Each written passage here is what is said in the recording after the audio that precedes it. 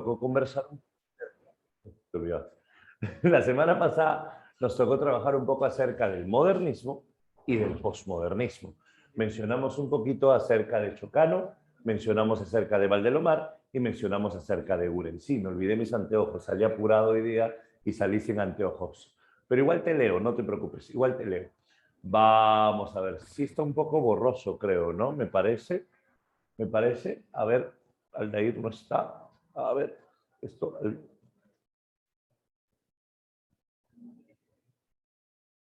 Ahí está. Ahora sí está. Ya estamos más nítidos. Perfecto. Ahora sí. ¿Me ves pixeleado? No, eso sí sería tu internet. Si es pixeleado, sí. Ya está. Se veía un poquito así como denso, ¿no? Pero ya está, ya está. Vamos, con todo, con todo, con todo. A ver, hoy nos toca conversar acerca de César Vallejo. Pero eso significa que hoy nos toca conversar acerca de un capítulo llamado vanguardismo. Mira, niño, este es el tema que vamos a trabajar en nuestra clase de hoy.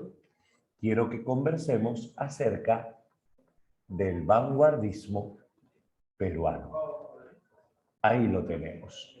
Planteamos algunas características de este vanguardismo. Sígueme. Si hablamos nosotros acerca del vanguardismo, primero tenemos que recordar algunas características del vanguardismo a nivel universal. Atento. Vamos a recordar. Recuerda qué es el vanguardismo. Como siempre en las primeras clases hacemos cuestiones de universales. Por ejemplo, si hablamos nosotros del vanguardismo, tenemos que recordar que a nivel mundial esto se da en el siglo XX. Aldeir, creo que se ve un poquito distorsionada la imagen, un poquito borroso, me dicen.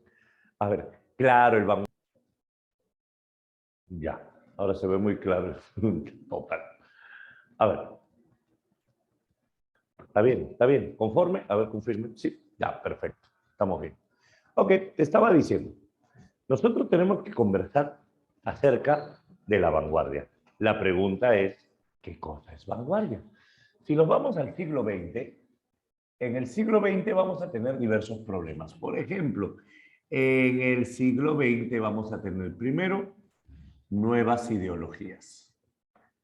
Con el siglo XX aparecen nuevas formas de entender el mundo. El psicoanálisis va a ser una de ellas. En el siglo XX aparecen las guerras mundiales.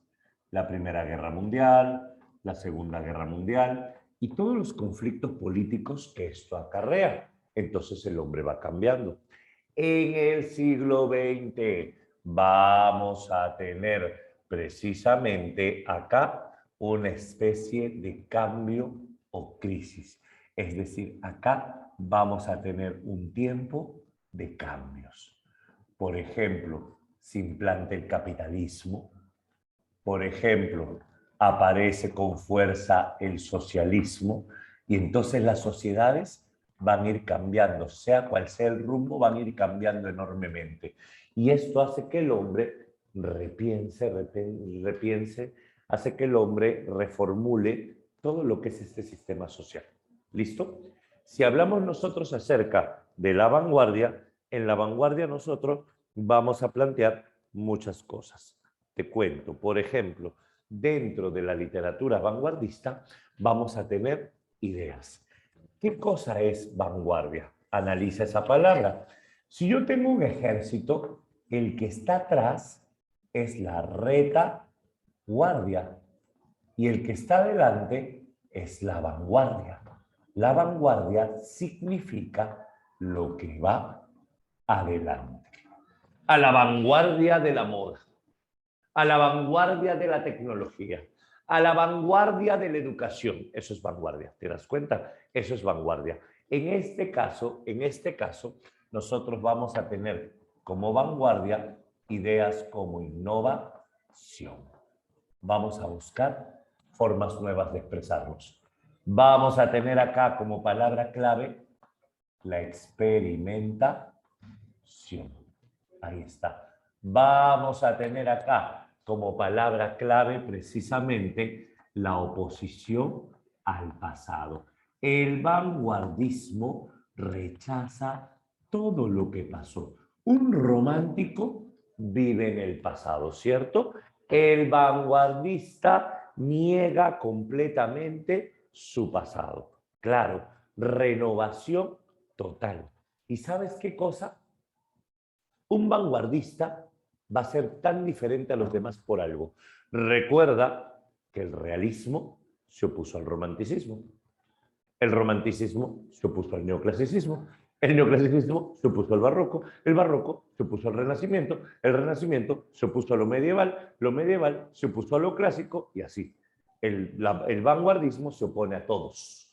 El vanguardismo se opone a todos. El vanguardismo por eso se opone a todo lo pasado, lo canónico, lo formal, lo ya establecido. En el vanguardismo nace como un rasgo importante el afán iconoclasta. ¿Qué es afán iconoclasta? Un ratito, hay que abrir esta puerta. ¿Qué es afán iconoclasta? Te cuento. Si hablamos nosotros acerca de afán iconoclasta, significa que yo me voy a oponer a todo lo pasado porque yo tengo un deseo, originalidad. El término iconoclasta no significa originalidad, pero San Marcos lo entiende así. ¿Qué es iconoclasta? Matar a tus dioses. Eso es iconoclasta. Iconoclasta es matar a todos los dioses de tu pasado. Acá no se refiere a dioses de verdad, se refiere a los escritores, ¿correcto? Se refiere a los escritores. Entre comillas es el último que vamos a estudiar, Piero. Pero existe otro, la posmodernidad, por ejemplo, que es otra idea. Pero formalmente la última corriente literaria es la vanguardia. Ahora, entonces, ¿qué cosa es iconoclasta? Te decía, matar a tus dioses, dejar de adorar a tus ídolos. Por ejemplo, si hablamos de ídolos, Cervantes, Homero, Shakespeare, Dante. Esos son nuestros dioses, mátalos. Dante ya está muerto. El mejor escritor, diría el vanguardismo, todavía no ha nacido. Oye, ¿quién es el literato más grande? Todavía no nace. Ese es el pensamiento de vanguardia. El pensamiento de vanguardia es que siempre el futuro tiene que ser superior al pasado. El hombre no puede arrodillarse ante su pasado. Por eso algunos vanguardistas eran tan radicales que cuando hacían exposiciones de arte en alguna galería, al final de la exposición destrozaban todo. Al final de la exposición entraban con combas y destrozaban toda la exposición artística. ¿Por qué? Porque yo no quiero convertirme en pasado. Yo no quiero volverme pasado. ¿Te das cuenta? Esa es la mentalidad. Yo no quiero volverme pasado, soy presente y punto. Esa es la mentalidad iconoclasta. Otro detalle, el vanguardismo no es un movimiento. El vanguardismo son varios movimientos y estos movimientos se llaman ismos. ¿Qué más tenemos? Acá nosotros vamos a tener que la innovación va a ir de la mano con aportes y técnicas literarias. Ahí lo tienes. Esto es a nivel vanguardista. Estoy hablando de la vanguardia a nivel mundial, no estoy hablando solo de Perú, ¿correcto? Quiero que te ubiques a nivel mundial el concepto de vanguardia. Ahora sí. Mira, una vez que planteamos esto, ¿qué debemos saber? Debemos saber cuáles son esos sismos y cuáles son esas técnicas. Empezamos entonces. Hablemos acerca de los sismos. ¿Qué son los sismos de vanguardia? Te cuento. Los sismos de vanguardia son, pues, las tendencias que van a aparecer. Como te digo, el vanguardismo no es uno solo. Claro, el expresionismo, el futurismo, son algunas de estas tendencias. Por ejemplo, vamos a plantearlo de la siguiente manera. Mira, si hablamos nosotros acerca de la vanguardia, podríamos decir que uno de los primeros sismos de vanguardia se llamó futurismo. El futurismo es el que le canta la velocidad. El futurismo es el que le canta la agresividad. El futurismo es el que le canta la violencia. El futurismo encanta sobre todo con la imagen de la máquina. La máquina más veloz es la más moderna. Y como hablamos de velocidad y violencia, se pierden los valores humanos. Es por eso que el futurismo lo representa Filippo Marinetti. Filippo Marinetti decía, no cantemos al pasado, canta la locomotora, canta el gran tren, ya quememos galerías, incendiemos bibliotecas, matemos a nuestras mujeres. Eso decía Filippo Marinetti, una oposición total al pasado. Si tú te das cuenta, el futurismo tiene que ver con la pérdida de valores. Basta con analizar, por ejemplo, hasta hoy en día esta gran cantidad de películas futuristas que existe. Si tú analizas una película futurista, te darás cuenta que siempre se pierden los valores, se pierden los principios, la gente se mata hasta por comer. Eso es futurismo. No necesariamente es modernidad, es más bien una pérdida de lo humano. Tienes acá el cubismo. El cubismo es representado por Guillermo Apollinaire. El cubismo es representado por Apollinaire. ¿Y qué es el cubismo? Cuando tú dibujas un cubo, nota lo siguiente. Yo voy a dibujar un cubo. Al cubo yo lo puedo ver por adelante. Al cubo yo lo puedo ver por detrás. Al cubo lo veo por arriba. Al cubo lo veo por abajo. Lo veo por la izquierda. Lo veo por la derecha. ¿Qué significa? Que tienes mirada de Dios. Puedes ver al cubo por todos lados. Y como tienes mirada de Dios, cubismo es eso, multiplicidad de puntos de vista. Cubismo tiene que ver con el arte visual. Por ejemplo, en poesía, una técnica cubista es el caligrama, dibujar con los versos. Tienes acá, por ejemplo, el expresionismo. El expresionismo va a estar representado por autores como Franz Kafka. El expresionismo tiene que ver con qué tanto de tu mundo interior aparece en el texto. El expresionismo tiene que ver con qué tanto de tu yo interior aparece en el texto. Cuando yo hablo, parte de mi carácter sale con mis palabras, parte de mi temperamento sale con mis palabras. Entonces, cuando yo hablo, yo sin querer muestro algo propio. Eso es el expresionismo. Y entonces, la pregunta es, si yo al hablar revelo mucho de mí, dime, ¿al escribir también lo hago o no lo hago? Obviamente que sí. Entonces, cuando yo escribo, mucho de mi mundo interior aparece dentro del texto, ¿cierto? Mucho de mi mundo interior se refleja dentro del texto. Eso sería acá el expresionismo. Por ejemplo, piensa en la metamorfosis. Cuando Gregorio Samsa despertó convertido en un insecto, no se asustó porque era un insecto, se asustó porque era tarde para ir a trabajar. ¿Te das cuenta? Se asustó por el trabajo. O sea, eres un insecto, pero estás asustado por perder el empleo. Ese es un rasgo propio del autor que se ha metido en la obra. A eso se refiere. Otro, ¿qué es el existencialismo? Si hablamos de existencialismo, acá vamos a tener a Jean-Paul Sartre. Si hablamos de existencialismo, tiene que ver con la agonía de la existencia humana. Vamos a preguntarnos, ¿para qué nacemos? No sé. ¿Cuál es el propósito de la vida? No sé. ¿Cuál es tu propósito en este mundo? No sé. ¿Qué es de lo único que estás seguro? Que me voy a morir. Es lo único de lo que estoy seguro en esta vida. De lo único que estoy seguro en esta vida es que la vida termina. Existencialismo tiene que ver con la agonía de la existencia humana, claro. Existencialismo tiene que ver con esta frase de Facundo Cabral de el hombre nacer no pide, vivir no sabe, morir no quiere. Cosa extraña el hombre, ¿no? Nacer no pide, vivir no sabe, morir no quiere.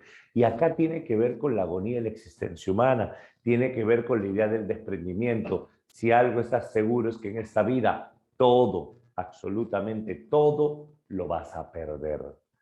En esta vida todo lo que tienes, mira a tu alrededor y todo lo que posees, lo vas a perder, se va a arruinar, se va a malograr. Y las personas que te rodean, también vas a ir despidiéndote de ellas una a una. ¿Te das cuenta? Esos son algunos rasgos que vamos a tener dentro de este existencialismo. ¿Listo? Otro punto que vamos a mencionar nosotros. ¿Has escuchado alguna vez del dadaísmo? Este es uno de los más llamativos. ¿Por qué? Dada. Dada es el balbuceo de un bebito, por ejemplo. Dada, se dice, ¿cierto? Dada. Dada tiene que ver con qué? Con el absurdo. Dada tiene que ver con qué? Con lo irracional. Por ejemplo, un bebé no se preocupa por el ingreso per cápita, un bebé no se preocupa por el PBI, un bebé no se preocupa por quién es el presidente actualmente, o por si el Congreso, o por si la vaca. No, un bebé no piensa en eso. Simplemente dada. Esa es la actitud dadaísta. Deja todo, manda a volar todo y sé feliz. Para hacer una obra de arte, dada, solo siga los siguientes pasos, dada. Coge la página de una revista, dada, y corta cada una de las palabras, dada. Una vez que cortas las palabras, dada, mételas en una bolsa, dada, y agita bien la bolsa, dada. Escoge una palabra cualquiera, dada, y cópiala en la hoja, dada. Escoge otra palabra cualquiera, dada, y cópiala en la hoja, dada. Y así llenarás tu página, dada, y tendrás tu poema, dada. Eso dice el manifiesto dadaísta. ¿Puedes girar un poquito la pantalla? Ya. Ahora, entonces, ¿qué es el dadaísmo? No entiendo, dices. ¿Qué cosa no entendiste? El dada. Sí, gracias.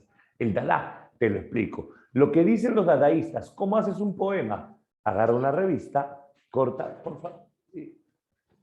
Corta el audio un ratito, chicos, un ratito, para que no se escuche. Voy a decir algo que no quiero que ustedes me escuchen. Por favor, tápense los. Listo, ¿dónde están los chismosos? ¿Dónde están los chismosos? ¿Dónde están los chismosos? Ya, a ver, te decía. ¿Qué cosas están rajando? Dicen, nadie está rajando. Te decía, vamos a ver, tratando de leer los labios. Mira, agarra una revista, corta palabrita por palabrita. ¿Listo? Mete las palabras en una hoja y haz así como una rifa. Ve sacando palabra por palabra y llena la página. Le pones conectores y ya tienes tu poema. Eso se llama dadaísmo. ¿Te das cuenta? Y por ejemplo, Tristán Tzara escribió La bisectriz de un bistec. Ese es uno de los versos de Tristán Tzara, La bisectriz de un bistec. El dadaísmo va a estar representado precisamente por Tristán Tzara. Ahí lo tienes. Ya está.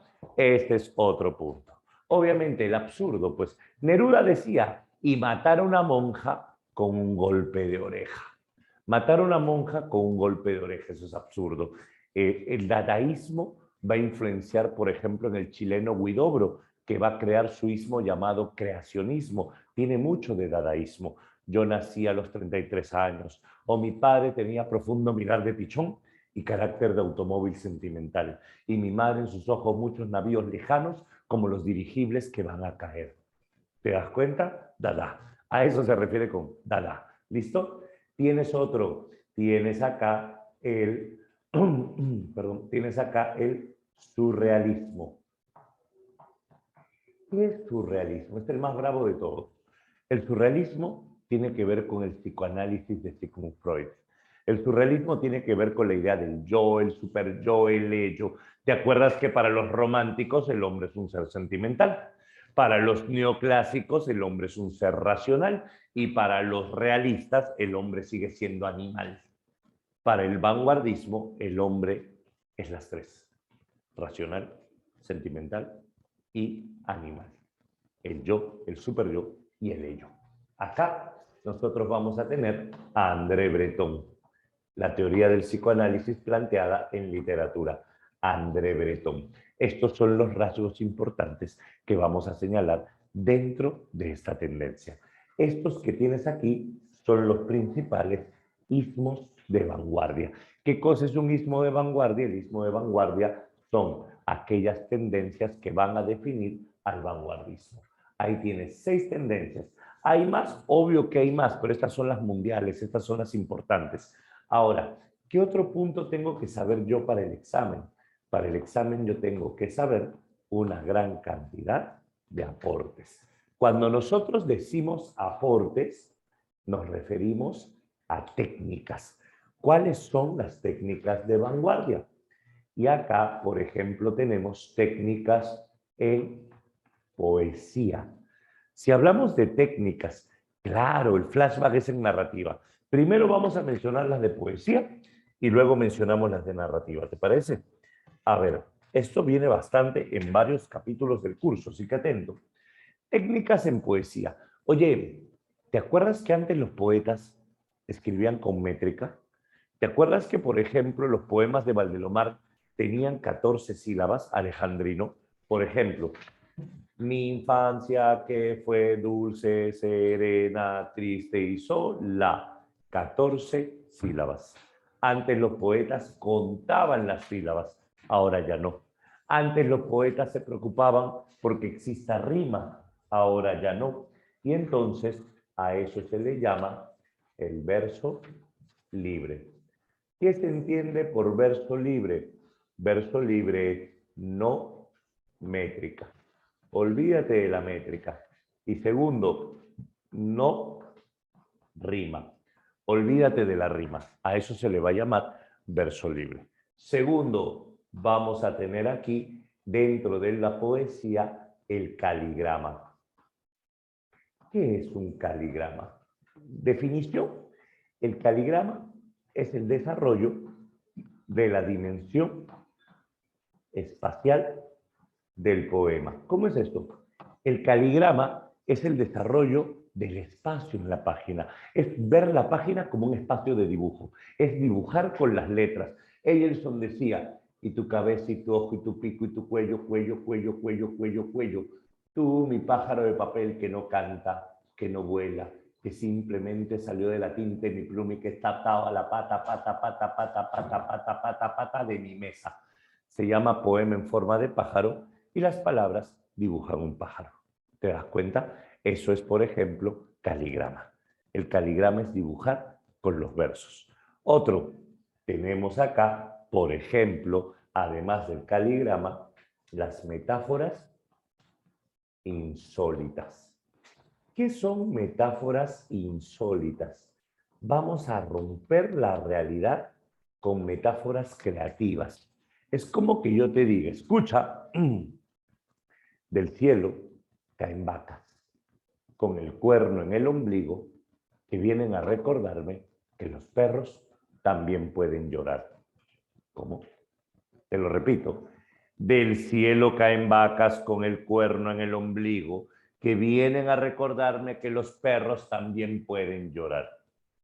A ver, yo sé lo que es cielo, yo sé lo que es vaca, tú sabes muy bien lo que es un cuerno, sabes lo que es ombligo, sabes lo que es un perro y muy bien sabes lo que es llorar. Tú conoces todas esas palabras, pero si las juntas, no tienes idea. Eso se llama metáfora insólita. La metáfora insólita es partir de algo real para luego quebrarlo. A eso se le llama metáfora insólita. Siguiente. Acá vamos a tener la abolición del yo. ¿Qué es la abolición del yo? Deja de hablar en primera persona. Yo. Deja de contar tu vida. ¿Correcto?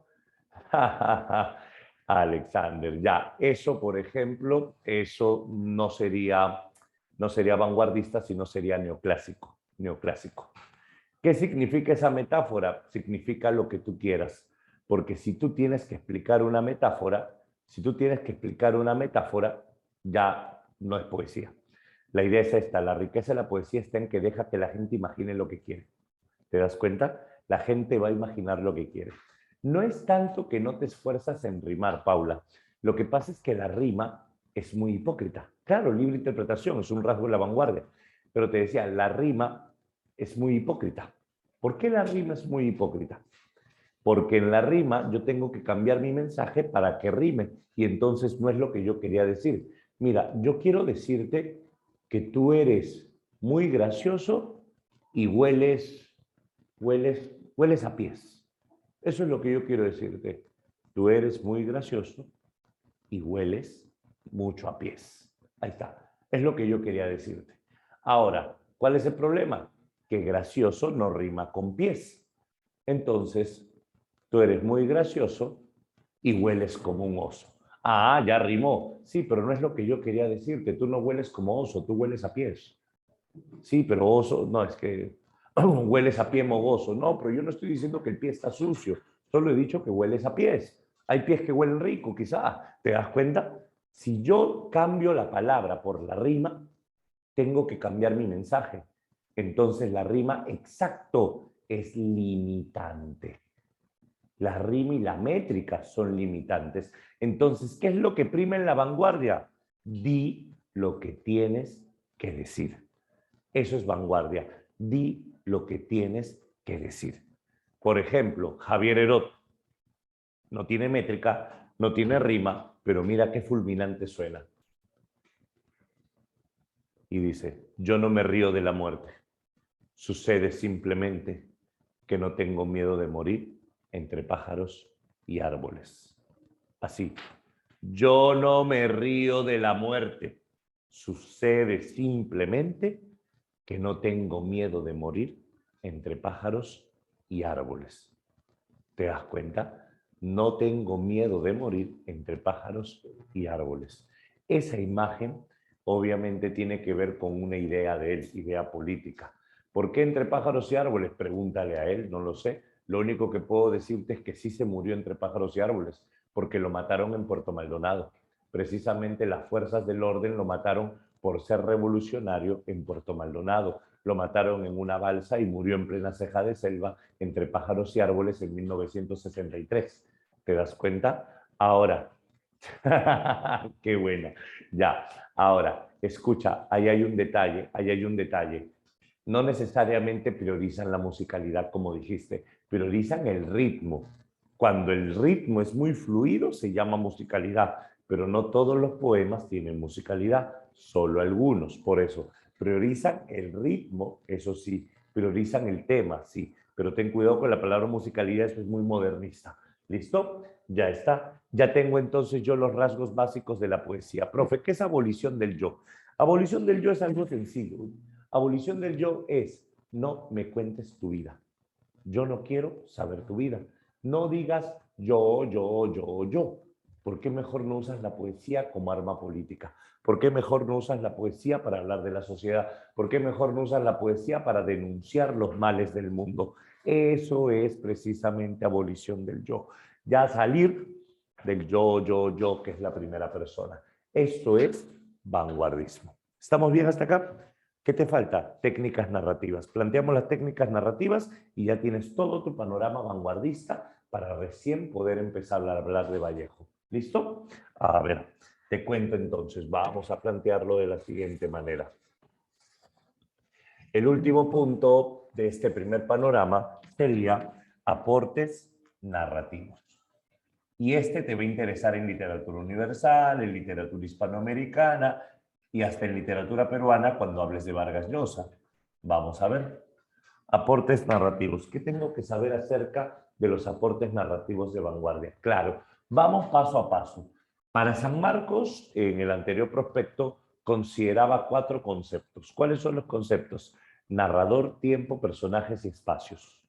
Narrador, tiempo, personajes y espacios. Basándonos en ello, podemos hablar de las técnicas de vanguardia así. Técnicas que afectan al narrador. Por ejemplo, la multiplicidad de voces. ¿Qué es la multiplicidad de voces?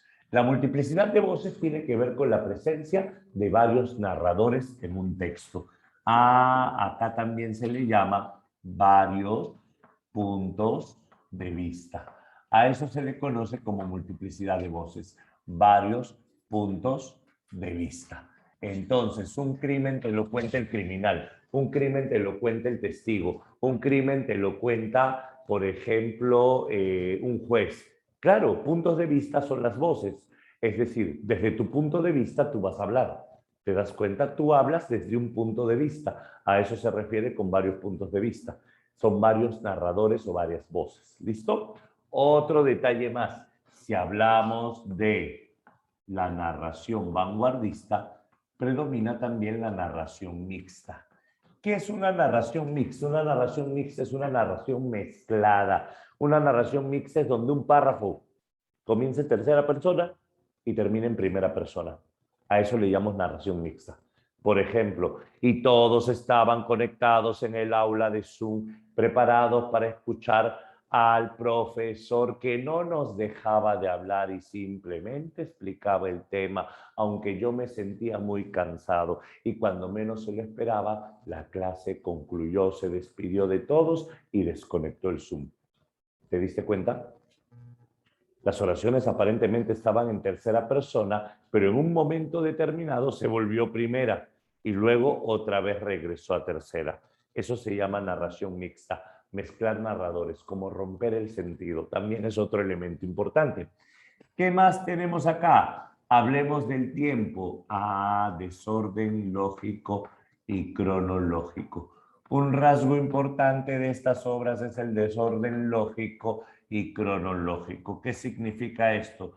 Que en un momento determinado la narración va a ser desordenada. Y esta narración va a ser desordenada porque tú puedes comenzar con el final y luego puedes volver al inicio.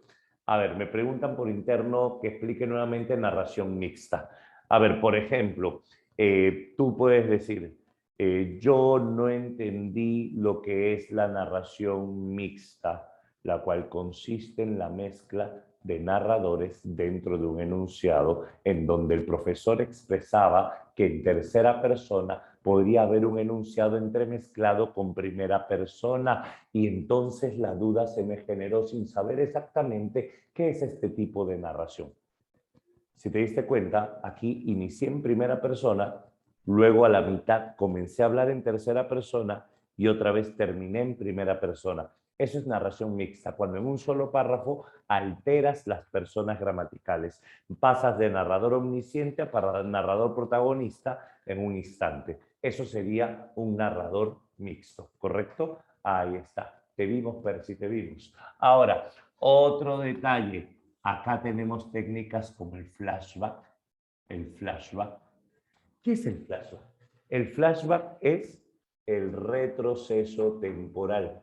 El flashback es el vistazo al pasado. El flashback es el salto temporal. Si hablamos nosotros acerca de flashback, el flashback tiene que ver con qué? Con lo que vas a vivir el día de tu examen de admisión cuando estés sentado en la universidad y de pronto cojas la hoja y veas en la pregunta número 53 en donde te pongan un fragmento y te digan esta técnica emplea flashback, verdadero o falso, y en ese momento tu mente va a saltar hacia mayo del año 2022 en que a través de la plataforma Zoom en la Academia Bonex el profesor te explicaba lo que era flashback con un ejemplo que precisamente es lo que estás viviendo en ese momento y entonces regresarás al momento de tu examen y marcarás la respuesta correcta. Eso es flashback. Flashback es cuando saltas al pasado a una escena de tu vida. Un ejemplo, cuando estás caminando por la calle y de pronto aparece pues tu crush, aparece pues tu crush. Y en ese preciso momento en que aparece tu crush, tú la ves, no la veías hace 15 años, pero tu mente voló al pasado y te acordaste de cuando la conociste. Y de pronto volviste al presente y le dijiste hola. Eso es un flashback. ¿Te das cuenta? Eso es un flashback. Ahí está. Ajá. Otro detalle más. Tenemos la técnica del iceberg. ¿Qué es la técnica del iceberg? Se le llama así al dato escondido. ¿Qué es el dato escondido? El dato escondido es cuando omito información después, omito información del texto que después la revelo o simplemente nunca la revelo. ¿Cómo funciona la técnica del iceberg? Por ejemplo, lo que sería así. En una novela te omito quién es el asesino. Tú lees toda la novela y hay dos opciones. O el asesino lo colocas al final o no colocas al asesino en ninguna parte. Hay una técnica del iceberg por desorden y hay una técnica del iceberg por omisión total. Pero eso es técnica del iceberg. Hay información que no se cuenta. Un ejemplo, Gregorio Samsa despertó convertido en un insecto. ¿Alguien me puede decir por qué despertó convertido en un insecto? No entiendo tu pregunta. ¿Qué tiene que ver eso? ¿A qué te refieres con tu pregunta? La pregunta es, o sea, en ninguna parte lo dice, ¿cierto? En ninguna parte lo dice. ¿Por qué? Porque obviamente es un dato escondido, ¿cierto? Había un libro donde decía cómo leerlo. Ah, ya, te refieres a Rayuela de Julio Cortázar.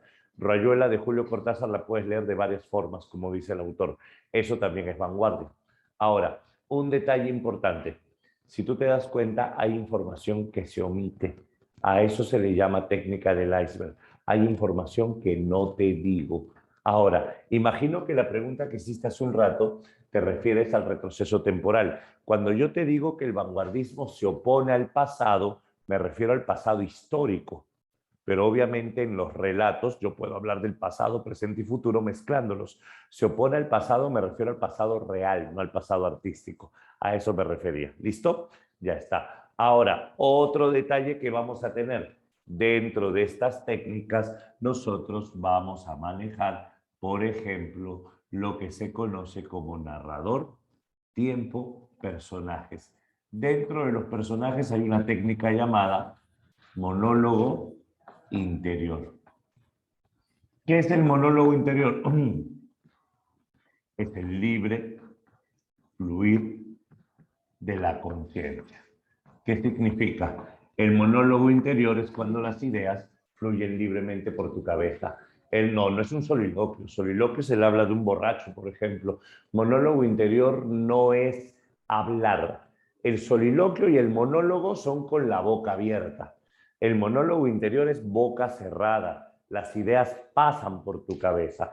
En este momento estás escuchando, me estás tratando de procesar en tu mente lo que estoy hablando, pero al mismo tiempo en tu mente están pasando imágenes, en tu mente están sonando palabras, en tu mente están confundiéndote porque todo no tiene sentido. Eso es un monólogo interior. Escribir sobre todo lo que pasa en tu cabeza al mismo tiempo, a eso se le llama monólogo interior. Por ejemplo, en tu mente estás pensando que quieres ingresar a la universidad, al mismo tiempo estás tratando de leer qué es lo que dice exactamente en esta parte de la pizarra, al mismo tiempo estás pensando en ella, claro que sí, y estás pensando en el enamorado de ella, y estás pensando en que a veces hasta te cae bien él, y estás pensando en que, qué vas a hacer por la tarde, y estás pensando en que a qué huele, qué cosa está cocinando mamá.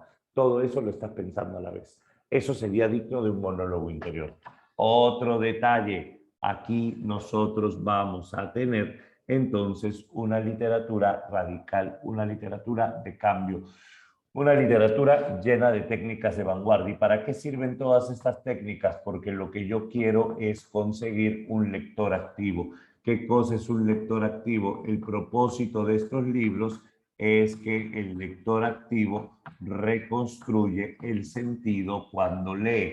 El lector activo le reconstruye la idea cuando lee, ¿cierto? Eso es lo que vamos a hacer. El lector activo traduce el texto, lo comprende. Todo esto tiene que ver con vanguardismo. Y si hablamos nosotros de Europa, solo te digo para que lo tengas como panorama para tu examen de admisión. En Europa, el autor que te pide San Marcos se llama Franz Kafka, el autor de La Metamorfosis. Pero también yo tengo que saber que en Europa está James Joyce y siempre lo van a poner en la prea James Joyce. Y James Joyce es el autor del Ulises. Si te viene un fragmento de Joyce en el examen, siempre la clave va a ser monólogo interior, porque Joyce escribe todo con monólogo interior. Estos son algunos autores vanguardistas. Y si hablamos nosotros de Estados Unidos, acá está Ernest Hemingway. Y con Ernest Hemingway tenemos El viejo y el mar. Listo. Este sería entonces el panorama de vanguardia. Hasta acá, ¿qué tal estás con vanguardismo? Ya más o menos tienes una idea. Mira, no era pequeño, era bastante lo que tenía que hablar. Ya tienes entonces cómo nace la vanguardia, características de la vanguardia, ismos de vanguardia, aportes en la poesía y aportes en la narrativa. Todo eso es lo que vamos a analizar como vanguardismo. Dime, ¿tienes alguna duda? Cuéntame, ¿tienes alguna duda? Háblame.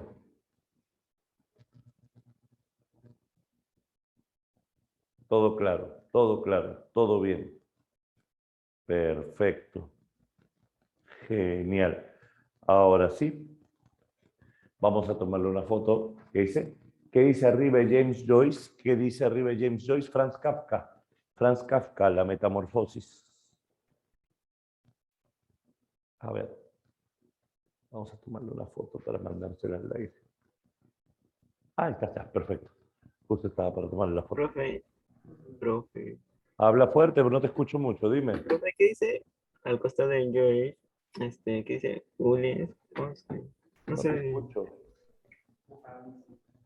Al ¿Qué dice al costado. costado de James? James Joyce, Joyce. Ah, ya. Ulises, Ulises. Ulises con Y. Ahí está. Caligrama, podría explicarlo. Esto es un caligrama. Dibujar con las letras. Cuando utilizas la página para algo más que simple escribir, se llama caligrama. ¿Listo? ¿Está fácil? Perfecto. Por favor. ¿Podría salir un ratito a una nariz? Un segundito, por favor.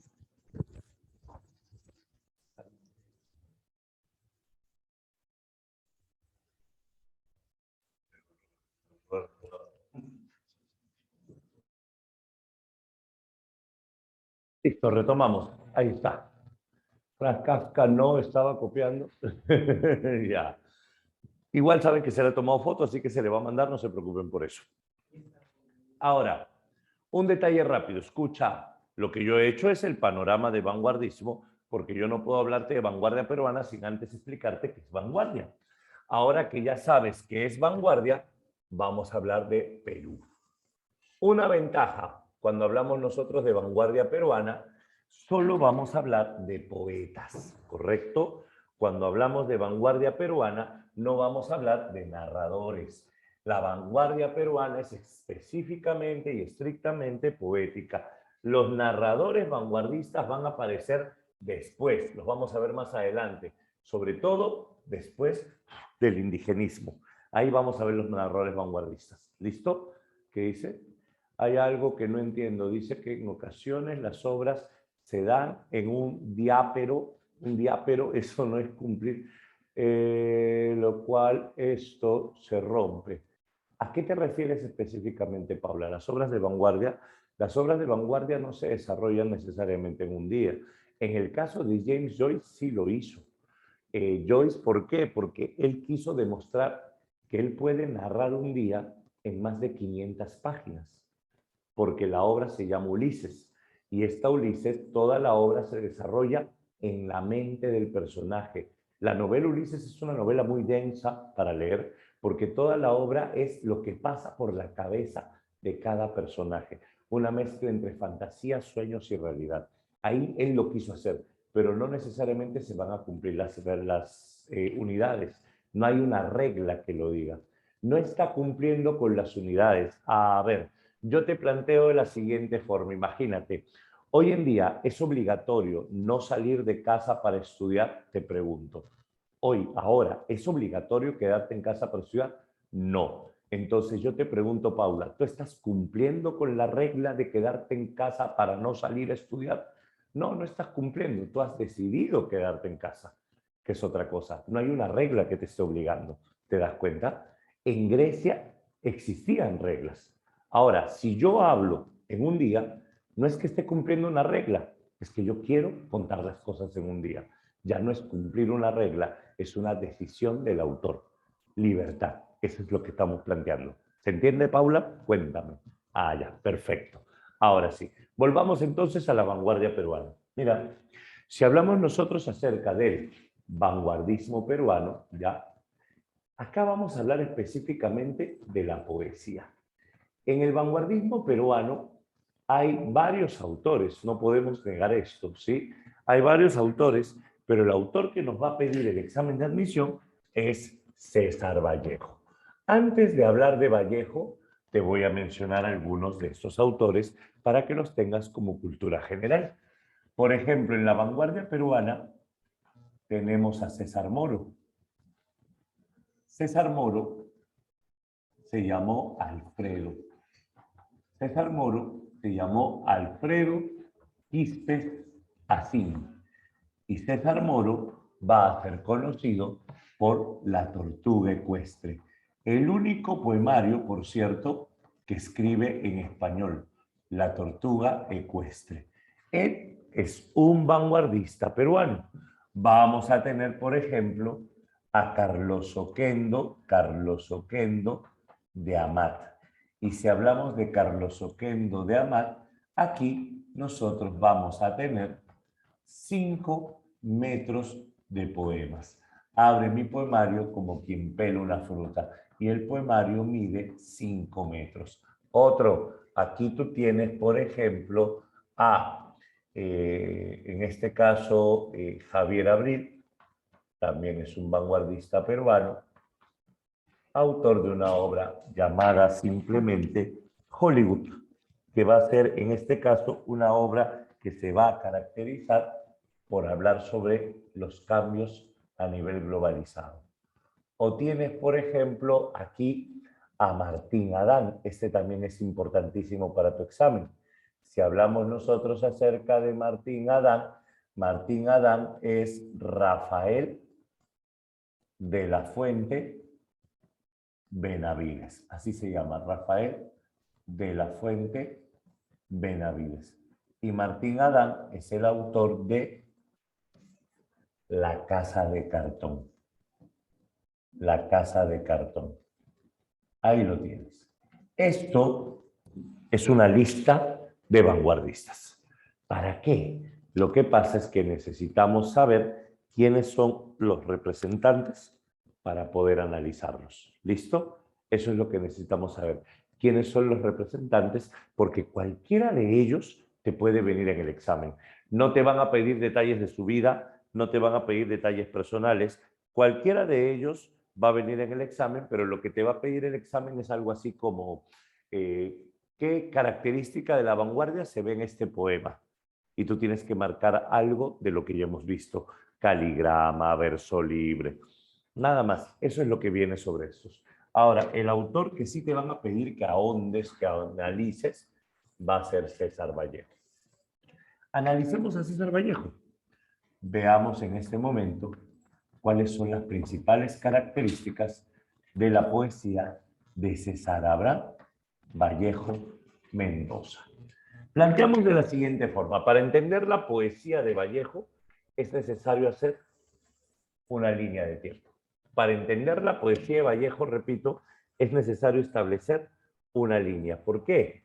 Porque la poesía de Vallejo se va a caracterizar por pasar a través de diversas etapas. Sí, Javier Abril. Alberto Hidalgo también está acá, también está Emilio Adolfo Westphalen, obviamente que sí, solo he colocado algunos nombres por si acaso, pero como te digo, no tienes que saber nada de ellos en realidad, más que son vanguardistas. Vamos a ver, Vallejo nació en la zona de la Libertad. Tú sabes que en San Marcos las biografías no son importantes, pero Vallejo nació en la zona de la Libertad. ¿Qué tengo que saber de esto? Vallejo, por ejemplo, va a ser un poeta que nació en un ámbito rural y una familia humilde. Eso es importante. Este Vallejo, de joven, va a vivir pues en Santiago de Chuco, Huamachuco, La Libertad, va a estudiar en la Universidad de Trujillo, va a conocer, por ejemplo, a Víctor Raúl Allá de la Torre, va a conocer a Antenor Orrego, con quienes va a estudiar, y este Vallejo en un momento determinado, Vallejo va a conocer la poesía de Rubén Darío. La primera etapa en la poesía de Vallejo se llama modernismo. ¿Qué es esto? Lo hemos visto hace poco. El modernismo es la influencia que va a ejercer Rubén Darío en Vallejo. Por eso también se le dice la etapa de poesía rubendariana. Así le vas a llamar. La etapa de la poesía rubendariana. En esta etapa llamada modernismo, ¿qué característica tiene Vallejo? Vallejo, para empezar, para que te hagas una idea, va a dejar Santiago de Chuco, va a dejar el mismo Trujillo, y Vallejo va a viajar para Lima. Y cuando Vallejo viaja a Lima, Vallejo va a conocer a Abraham Valdelomar. Abraham Valdelomar lo va a apoyar como nuevo escritor. Vallejo va a conocer entonces a Valdelomar y Valdelomar le presenta a José María Eguren. Valdelomar le presenta a José Carlos Mariátegui. Y Valdelomar va a conocer sobre todo al maestro. ¿Quién era?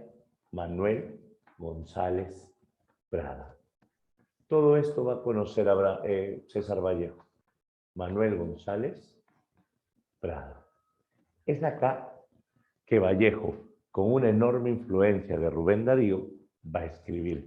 En esta etapa, en la etapa modernista de César Vallejo, Vallejo llega a Lima y Vallejo quiere publicar su primer poemario. Y es aquí, claro, son contemporáneos, son de la misma época. Es aquí que en esta etapa Vallejo va a escribir como Darío. Es decir, esta primera etapa se caracteriza por la musicalidad. Esta primera etapa se caracteriza por el gusto por lo exótico. Esta primera etapa se va a caracterizar precisamente por la presencia de un ritmo, es decir, una poesía bastante musical. Esta primera etapa se va a caracterizar por preocuparse por la belleza. Estos son rasgos del modernismo, estos son rasgos de forma, pero ¿dónde radica el tema? Que en esta primera etapa César Vallejo va a escribir sobre el hogar provinciano. Este es un tema importante. César Vallejo va a escribir sobre la familia. César Vallejo va a escribir sobre el dolor personal. El tema fundamental en esta etapa de Vallejo no es el dolor del mundo, no son los problemas sociales, es el dolor de César Vallejo. Ese es un tema importante en este libro, el dolor personal. Este libro va a ser muy elegante, sofisticado, musical, y es en este libro donde Vallejo va a publicar. ¿Qué libro? 1918. Los Heraldos Negros. Vallejo estaba viviendo aquí en Lima y Vallejo alistó la publicación de su libro, porque es un libro, Heraldos Negros, y es en este libro donde el primer poema se llama así precisamente, Los Heraldos Negros. Y acá se dice lo siguiente, acá se dice, hay golpes en la vida tan fuertes, yo no sé. Golpes como del odio de Dios, como si ante ellos la resaca de todo lo sufrido se emposara en el alma. Son pocos, pero son. Abren zanjas oscuras en el rostro más fiero y en el lomo más fuerte. ¿Serán tal vez los potros de bárbaros Atilas o los heraldos negros que nos manda la muerte? ¿Cierto? Así comienza el libro. Quiero que analicen las metáforas, ¿no? Cuando dice serán tal vez los potros de bárbaros Atilas. Atila tenía un detalle con su caballo. Donde pisa mi caballo, no vuelve a crecer la hierba. Es una metáfora muy culta, ¿te das cuenta? Ahora, acá tienes los dados eternos. Dios mío, estoy llorando el ser que vivo. Me pesa haber tomado tu pan. Pero este pobre barro pensativo no es costra fermentada en tu costado. Tú no tienes Marías que se van. Es decir, Vallejo lo que está planteando es que la relación con Dios es injusta porque Dios tiene a su madre y él extraña a la suya. Eso es un detalle importante que tiene esta etapa. Es aquí donde Vallejo escribe, por ejemplo, Espergesia. En Espergesia,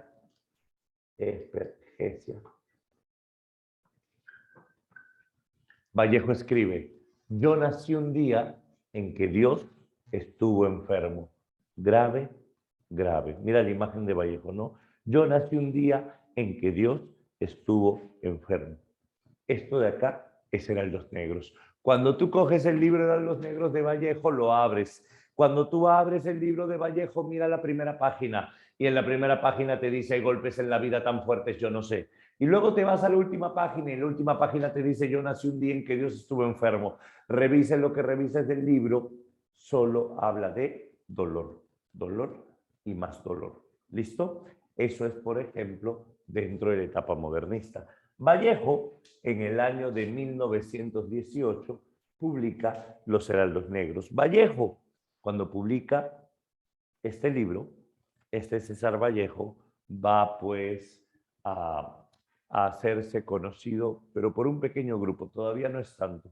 Es aquí donde Vallejo va a ver morir a González Prada, va a ver morir a Abraham Valdelomar, ambos van a morir casi en la misma época, y entonces Vallejo afectado cierra este ciclo. El primer ciclo es Heraldos Negros.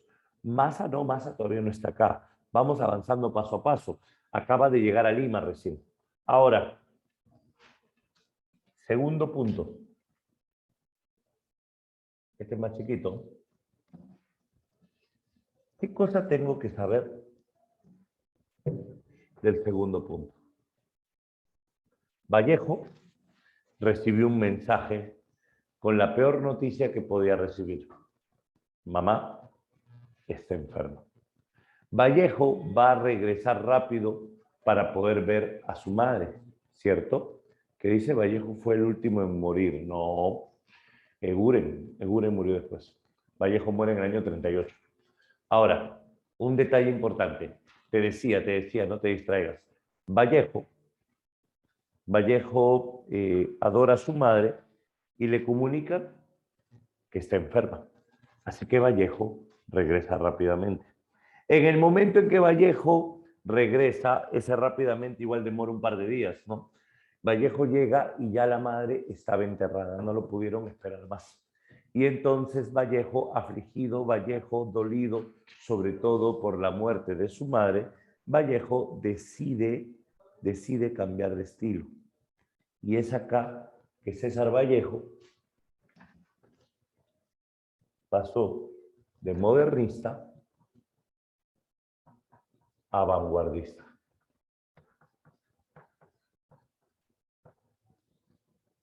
En esta segunda etapa de vanguardia, escúchame bien, en esta segunda etapa de vanguardia,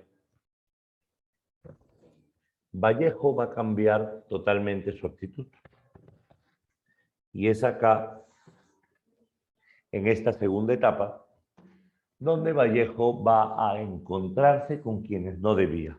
Cuentan que Vallejo llega, se enteró que la madre estaba muerta, se deprimió, se fue simplemente a pensar y se encontró con unos antiguos compañeros de estudio. Y Vallejo decide salir con ellos. Cuentan que la gente los vio a Vallejo con ellos. Ellos estaban pues celebrando, estaban riendo y cuentan que este Vallejo va a reunirse con ellos. Cuando ellos se despiden, Vallejo no sabe lo que le esperaba. Había un problema legal, precisamente. ¿Por qué? Porque las personas con las que estaba Vallejo eran vándalos, las personas con las que estaba Vallejo, él no lo sabía, estaban caracterizados porque después de despedirse de Vallejo, se fueron, en este caso, a generar disturbios y hasta quemaron un local municipal. Entonces, en este caso, Vallejo va a hablarte de dos temas básicos. Primero, su mamá muerta. Y segundo, ¿quién murió para Vallejo? Obviamente, para Vallejo, la madre muere. Y ese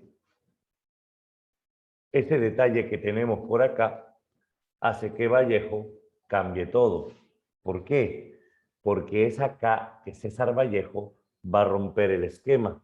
Y entonces, cuando Vallejo va a necesitar, sobre todo, un detalle, sí, un promedio de 3 meses, Vallejo va a escribir y va a tomar como influencia de lo que escribe, por ejemplo, en este caso, como influencia de lo que escribe el diccionario de la RAE, porque Vallejo va a coger algunas palabras en su segunda o tercera acepción.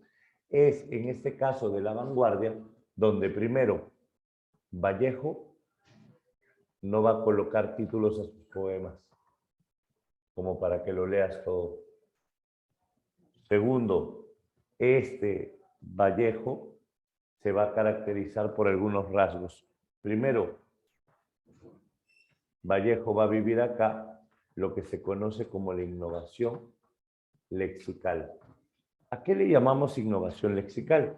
Es cuando vamos a cambiar los conceptos o vamos a mejorarlos o vamos a actuarlos, ¿cierto? Y entonces, en este caso, la innovación lexical tiene que ver con una ruptura del lenguaje. Otro rasgo importante que va a tener Vallejo acá, la ortografía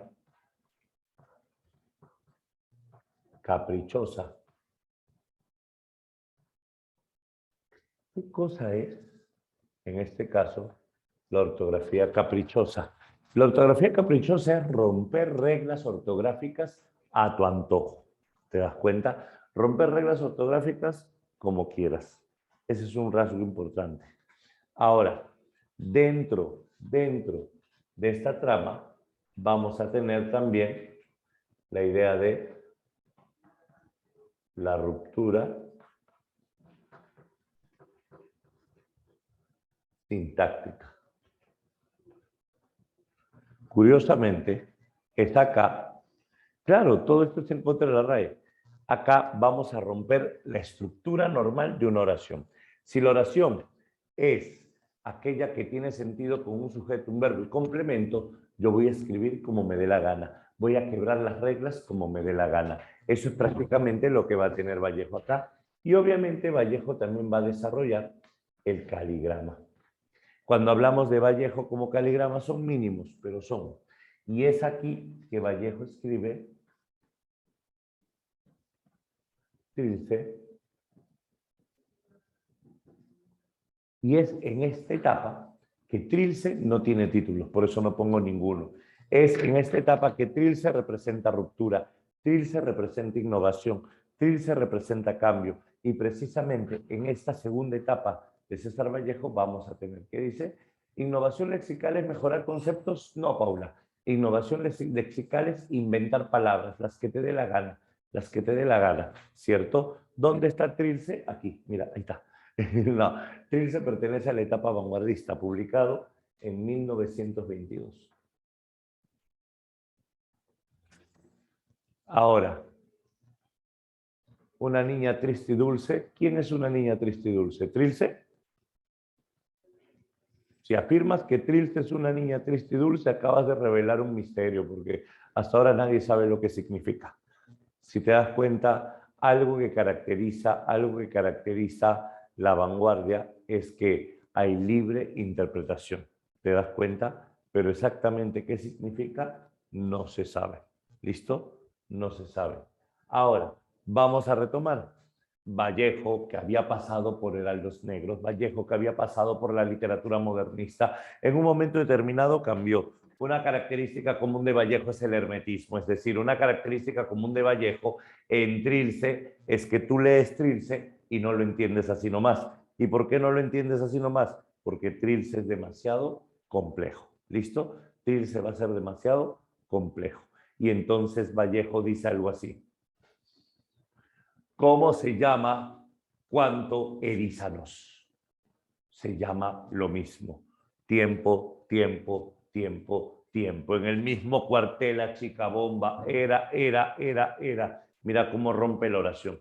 O por ejemplo, cuando Vallejo dice cosas como, en este caso, por ejemplo, Vallejo diría cosas como, ¿quién hace tanta bulla y no deja testar las islas que van quedando? Un poco más de consideración, que si es tarde o temprano se aquilatará mejor el guano, aquella calabrina tesoria que hace infeliz un insular corazón y la península para en los más soberbios bemoles de la grupa ya lo idea del salobre que atrás parado impertérrito en la línea del equilibrio. ¿Qué estás diciendo? Vanguardia. Estoy rompiéndolo todo. ¿Te das cuenta? Obviamente estoy creando temas. Por ejemplo, mamá dijo que no tardaría. Aguedita, Nativa, Miguel. Ese es otro detalle que vamos a tener. Ese es otro detalle que vamos a tener. Por ejemplo, si hablamos nosotros de vanguardia, con la vanguardia tenemos la cárcel. Con la vanguardia tenemos la madre muerta, pero sobre todo, mira esto, la cárcel va a sacar el tema del encierro y va a sacar el tema de la soledad. Y la madre se va a caracterizar por ser reflejo del hogar provinciano. Y esto es lo básico de Trilce. Una característica es que en Trilce no vamos a tener, en este caso, palabras muy complejas. En Trilce lo que vamos a tener son términos vanguardistas, quizá romper la oración, pero palabras muy complejas no vamos a tener. Ese es un rasgo importante que caracteriza a la segunda etapa de Vallejo. ¿Estamos bien hasta acá? Modernismo y vanguardismo. Cuéntame. Sí, sí, sí, sí, sí. Perfecto. Ya está. Ahora, la tercera y última etapa es una etapa que se va a caracterizar. ¿Por qué? ¿Qué dice? ¿Puede repetirlo? Esteticismo, ¿qué es lo que está acá? Esteticismo, se ha borrado esto, ya.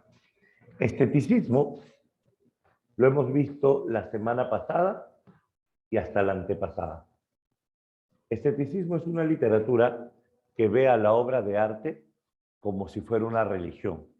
Existe un gran compromiso con la obra de arte. Por eso es que no vas a escribir cualquier cosa. Esteticismo es escribir belleza. Esteticismo es escribir solo lo bello. Todo lo que sea feo, ni lo menciones. Eso es esteticismo dentro del modernismo. ¿Listo? Ahora, te decía, este Vallejo va a querer, pues, emplear en algún momento estas técnicas, quizá en prosa, quizá en verso, y entonces aquí nosotros vamos a tener que Trilce es un libro que nace con un enorme compromiso, y es en Trilce lo que Vallejo va a proponerse es precisamente protestar, quejarse contra todo. Ese es un tema importante en Trilce. ¿Listo? ¿Qué dice? ¿Perfeccionismo? No, perfeccionismo no tiene nada que ver con esto. Perfeccionismo no, porque yo solo voy a hacer belleza. Perfeccionismo es cuando no te quedas conforme con lo que haces y otra vez lo vuelves y lo vuelves a hacer. Gustavo Flaubert era perfeccionista, podía pasar meses buscando una palabra. Eso es perfeccionismo, ellos no lo son. Ahora, otro detalle. Sí, el compromiso. O sea, hay compromiso con la obra, pero eso no es perfeccionismo. Perfeccionismo, como te digo, tiene que ver con el inconformismo y la necesidad de cambiar, cambiar, cambiar. Eso sería en este caso ese compromiso. Ahora, en Trilce, Vallejo va a mencionar mucho a la madre también. No, lo que nació el compromiso de protestar en Trilce. Compromiso de protestar ya, pero ¿eso qué tiene que ver con el perfeccionismo? No le vería relación directamente. ¿Puede repetir? Ya, disculpa, me estoy mezclando la otra pregunta. Ya, el compromiso de protestar. Te decía que en este caso no es tanto el hecho de protestar, sino que Vallejo en Trilce va a tener una misión. Primero, reflejar la imagen del encierro, la soledad, el conflicto. Y segundo, Vallejo va a hablar de su madre, pero no va a hablar de la madre como en Heraldos Negros.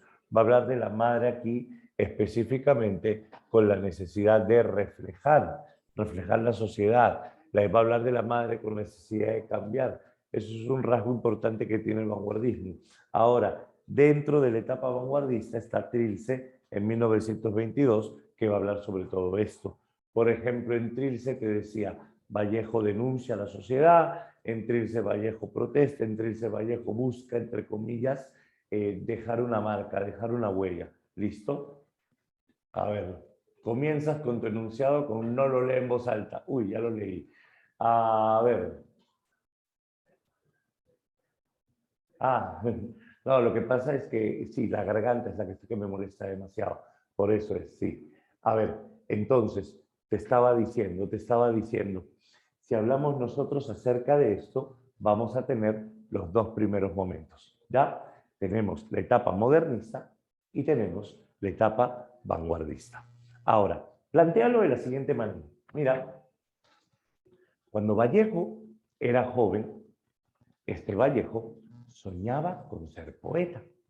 Y este Vallejo, que soñaba con ser poeta, en un momento determinado tenía un Dios, tenía alguien a quien admiraba. Ese alguien a quien admiraba se llamaba Rubén Darío.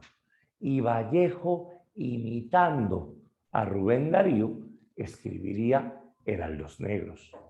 Vallejo aprovecha en Heraldos Negros y te habla de la familia, te habla de su pena, su dolor, su depresión, te habla del paisaje. Esa es la primera etapa, esteticista, exótico, musical. Pero luego Vallejo va a vivir muchos desengaños. Murió González Prada, murió Valdelomar, murió su mamá. Entonces ya Vallejo no es el mismo, ya Vallejo no puede sonreír igual. Y como Vallejo no es el mismo y no puede sonreír igual, Vallejo va a ver a la madre, pero la madre ya estaba enterrada, ni siquiera se pudo despedir. Y entonces Vallejo, te decía, bebió con las personas equivocadas.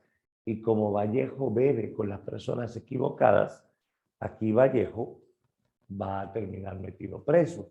Y en la cárcel va a llorar la muerte de su madre. O sea, mira, tremenda depresión de la segunda etapa. Llorar la muerte de la madre en una celda. Y entonces Vallejo aquí va a romperlo todo, romper el lenguaje, romper la expresión, romper las ideas. Y es en este caso donde César Vallejo te va a hablar, salud, te va a hablar sobre la cárcel y te va a hablar sobre la madre muerta. Y acá Vallejo va a desarrollar una idea. ¿Cuál? Escucha bien el poema y lo vamos a interpretar, ¿te parece? ¿Quién hace tanta bulla y ni deja testar las islas que van quedando? Un poco más de consideración, que si es tarde o temprano, se aquilatará mejor el guano, aquella calabrina tesoria casi infeliz un insular corazón, y la península paras en los más soberbios bemoles de la grupa yaloidea y del salobra alcatraz, parado impertérrito para ir al equilibrio. Claro, alude al baño, pero alude a un alcatraz que quiere defecar, no es baño en sí, es un alcatraz, es un ave guanera que quiere defecar y no la dejan defecar porque quieren vender su guano. O sea, el ave quiere defecar tranquilo y ya hay alguien por ahí que ya quiere recogerlo. Yo pongo la mano, regálamelo, ¿cierto? El poeta se representa en el alcatraz. El alcatraz es el poeta, porque el poeta quiere defecar. ¿Cómo es eso? Suena raro, pero esta metáfora es muy intensa. Para Vallejo la poesía no son sueños. Para Vallejo la poesía no son ideas. Para Vallejo, a lo más parecido que es la poesía es al excremento. Se parece demasiado al excremento. ¿Por qué? Porque para Vallejo la poesía sale de las vísceras. Para Vallejo la poesía sale con bilis.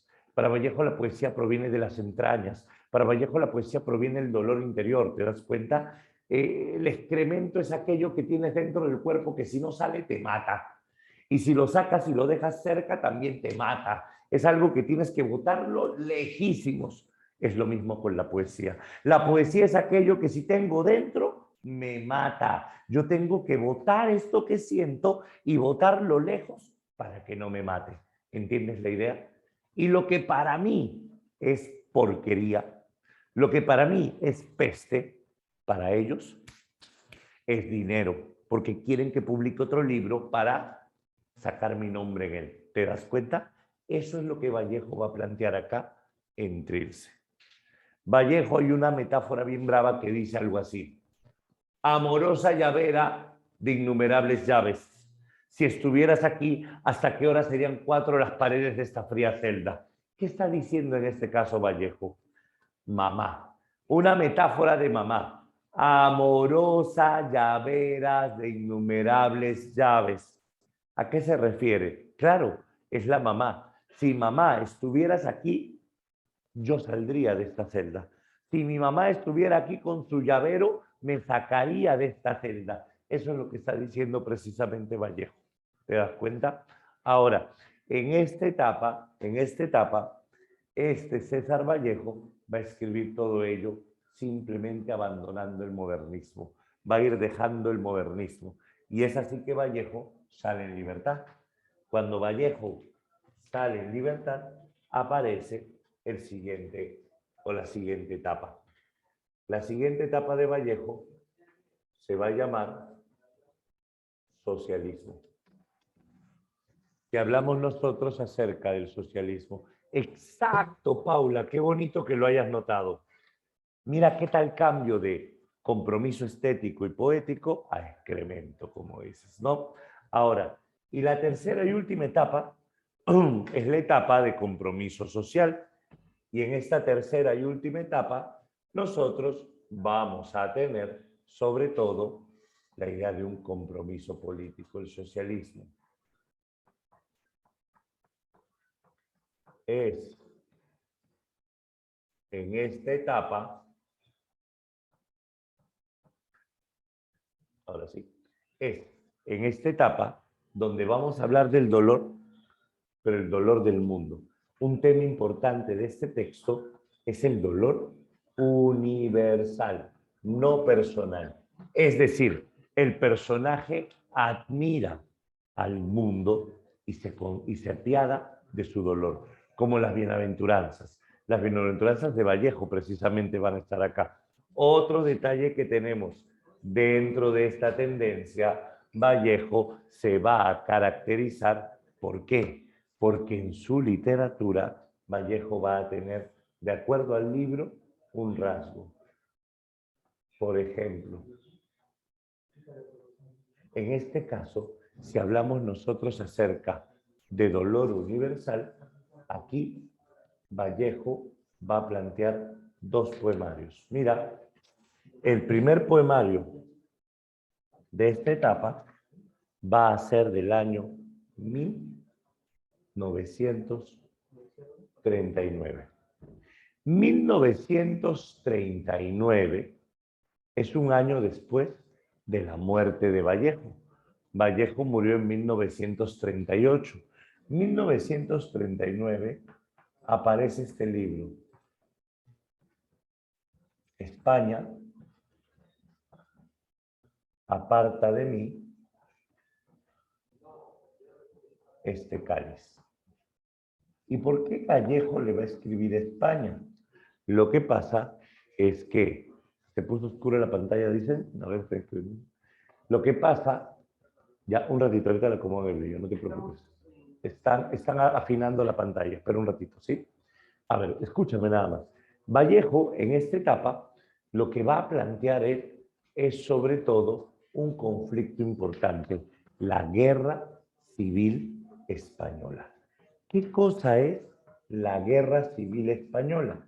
En el año de 1936 España va a desatar una enorme guerra interna, los franquistas contra los republicanos. Y es en 1936 que nosotros vamos a tener un conflicto en donde Federico García Lorca muere. Y como Lorca muere en 1936, España ya no tiene poeta. España no tiene ídolo, no tiene modelo. Y entonces, en este caso, Vallejo va a escuchar que muere Lorca. Y lo que le va a sorprender a Vallejo es que tras la muerte de Lorca confían en Vallejo como el poeta de España, aunque no es español. Y es por eso que Vallejo publica España, aparta de mí este cáliz. Y en España, aparta de mí este cáliz, César Vallejo va a hablar sobre este dolor del mundo. Acá en este libro hay un poema muy conocido. Massa. ¿Te acuerdas de Massa? Lo mencionaste hace un rato. Massa está en la etapa socialista. Massa está en la etapa de España, parte en este cáliz. Al fin de la batalla y muerto el combatiente, vino hacia él un hombre y le dijo: no mueras, te amo tanto. Pero el cadáver, ay, siguió muriendo. Eso, por ejemplo, no es ni modernista ni vanguardista. Esa es la tercera y última etapa de Vallejo. Y en esta tercera etapa, póstumo también, recuerda que Vallejo ya estaba muerto cuando se publican estos dos poemarios. La tercera etapa póstuma, también de 1939, nos habla de poemas humanos. El personaje de Raúl Porras Barrenechea, ese personaje que está en el billete de 20 soles, Raúl Porras Barrenechea, él va a colocarle el título al poemario de Vallejo. Es Raúl Porras el que va a escribir Nómina de Huesos. Y Nómina de Huesos era el título que había puesto Vallejo. Pero Vallejo lo cambió, o perdón, Raúl Porras lo cambió a Poemas Humanos. Ese es un detalle importante, Poemas Humanos. Y entonces, acá en Poemas Humanos, Vallejo va a escribir, por ejemplo, Piedra Negra sobre piedra blanca.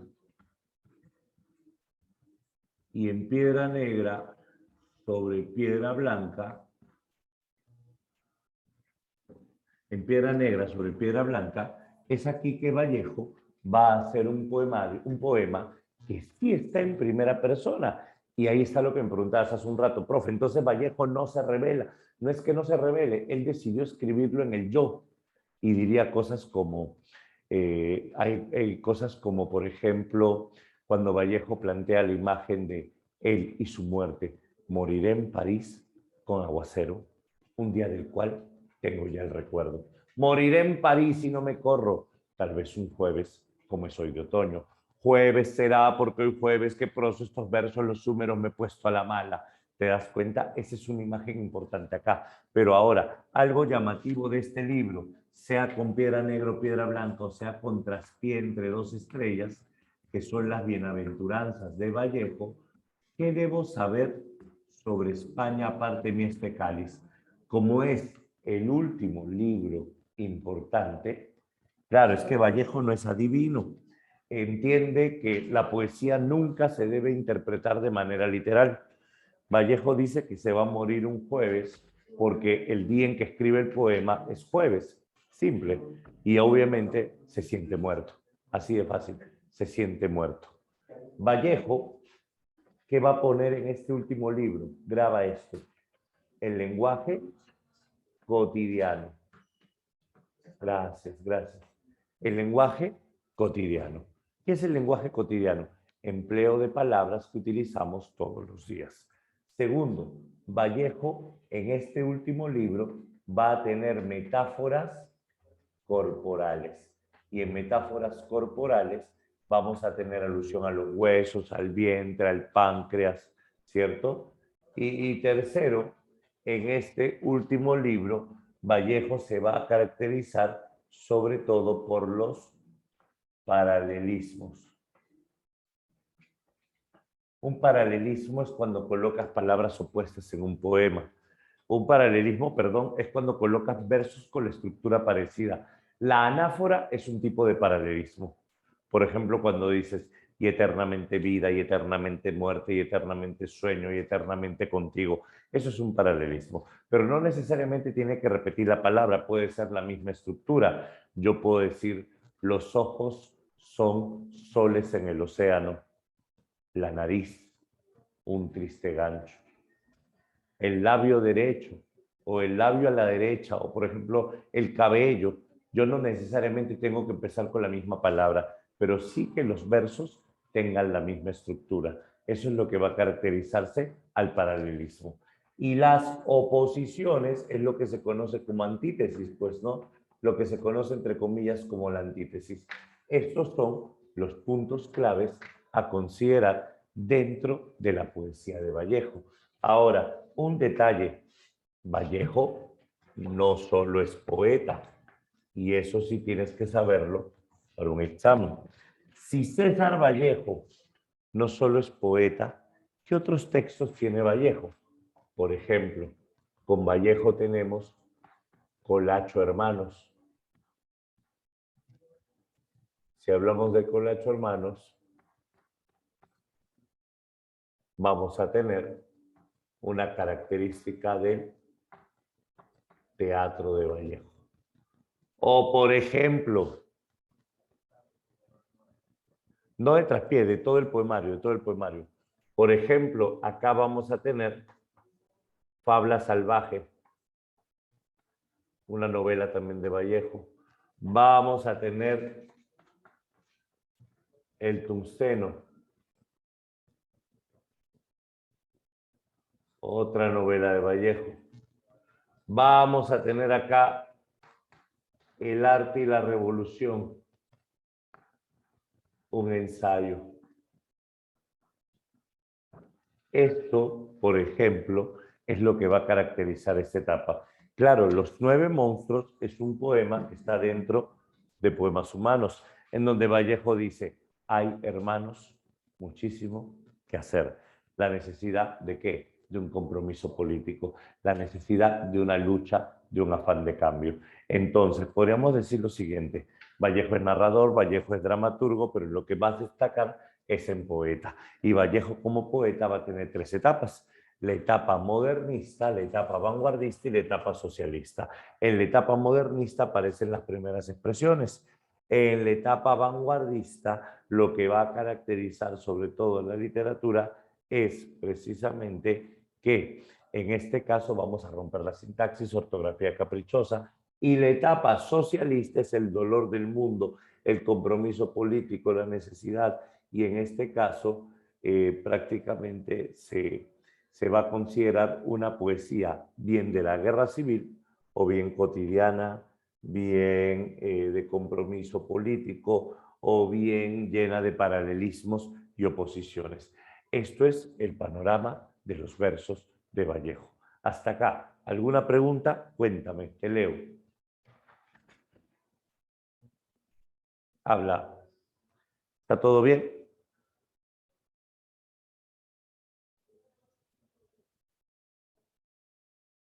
Novelas. Tungsteno, Fabla Salvaje. Ahí están las novelas. Tungsteno y Fabla Salvaje. Lo que pasa es que lo que preguntan es poesía casi siempre. Fabla, sí, fabla, no fábula. Fabla, así como suena. Fabla es en la palabra habla, solo que antes se escribía con F, no con H. Fabla. ¿Listo? Ya está. Profesor, lo último, justo debajo de donde dice novelas, ¿es poesía entonces? ¿Novelas?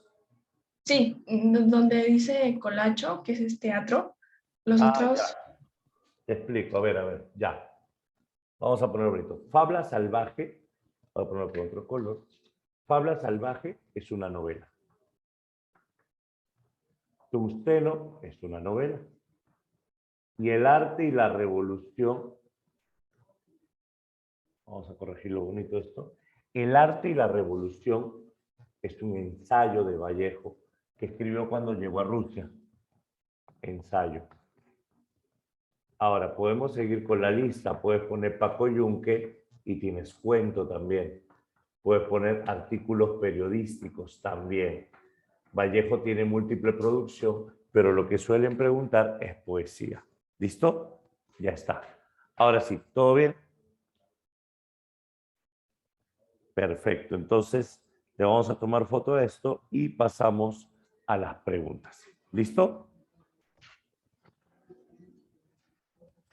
Un ratito para que le tomen la foto. Anda revisando la separata. Y eso pues es lo que le quería decir, muchachos. Muy bien, sigamos. A ver, ¿qué tenemos acá? ¿Pregunta? Broma, no estábamos diciendo nada. No estábamos rajando de ti, no te preocupes. Vamos.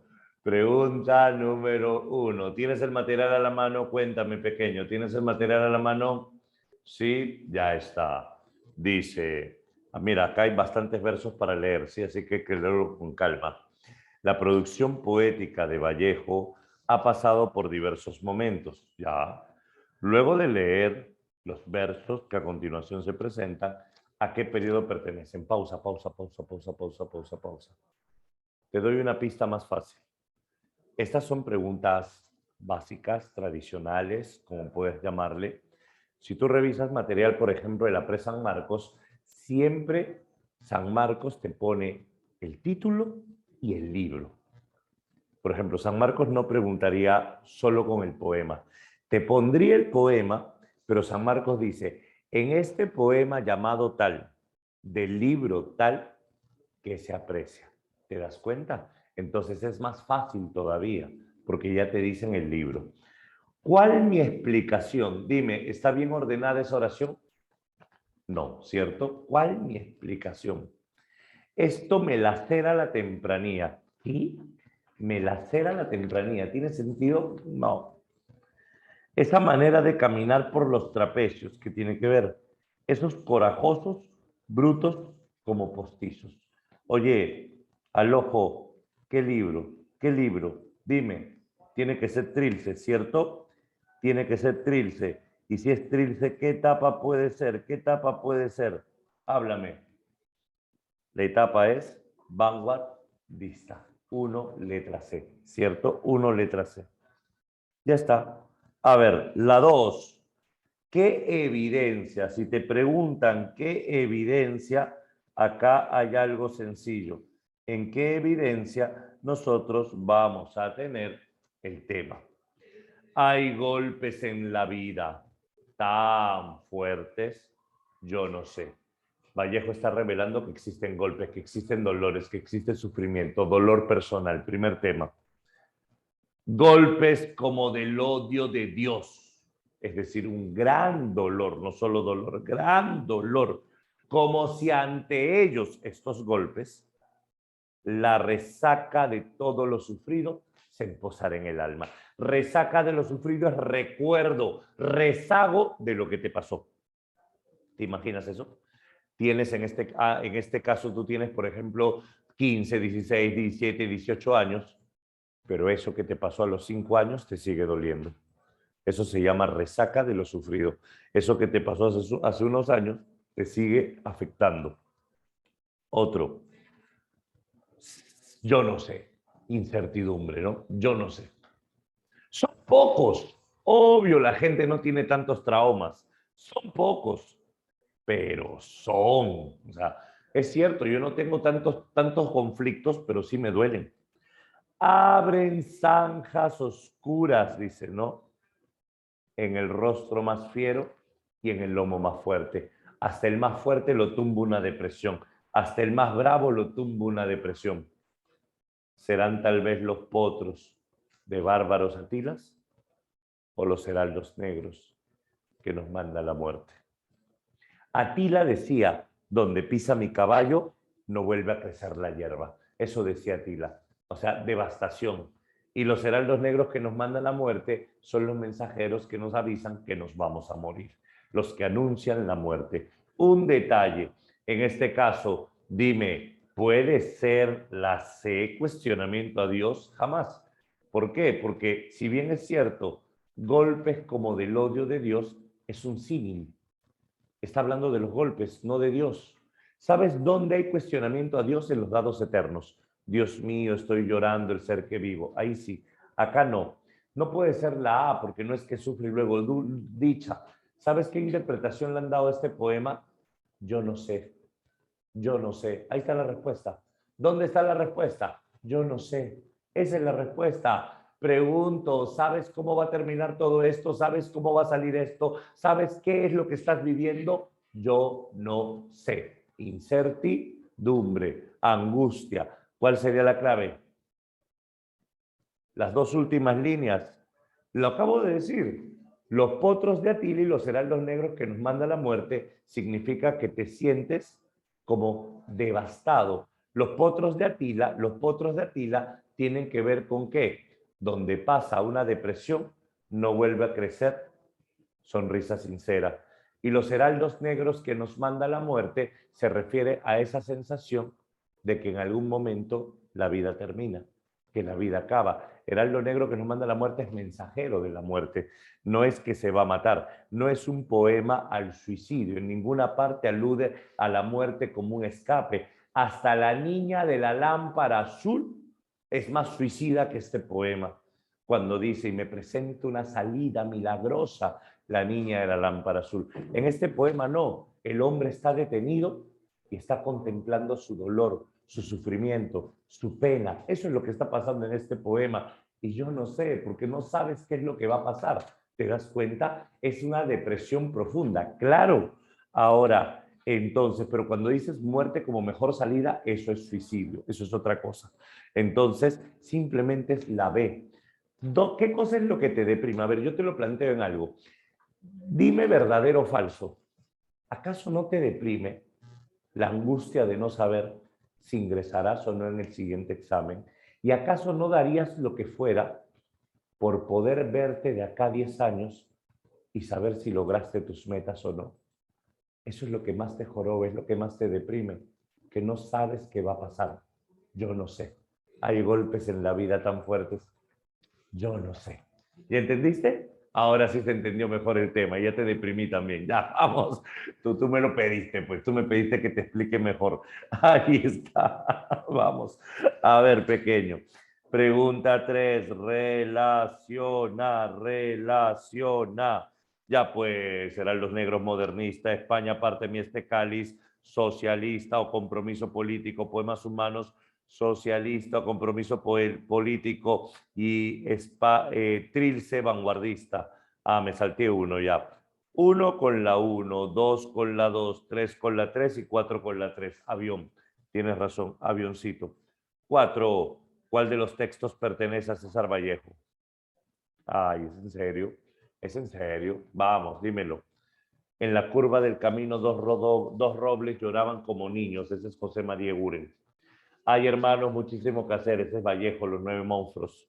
Me gustas porque tienes el color de los patios de las casas tranquilas. Carlos Germán Belli. Carlos Germán Belli.